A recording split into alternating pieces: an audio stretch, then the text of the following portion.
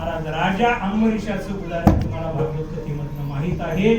एवढे महाभागवत होते, महान भक्त होते, सकळ संपदा महाराज असताना सुद्धा, सप्तद्वीपाचं राज्य असताना सुद्धा भगवान परमात्म्याची भक्ती करून भगवान परमात्म्याला प्रसन्न करून घेतलं.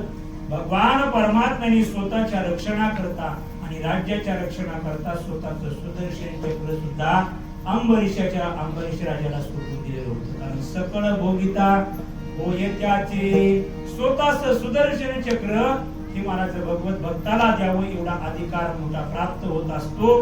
कारण भगवान परमात्म्याचे जे बनतात त्यांचा भगवान परमात्मा बनत असतो. काय कारण आपण अगोदर भगवान परमात्म्याचं बनावं, नंतर भगवान परमात्मा आपला बनतो.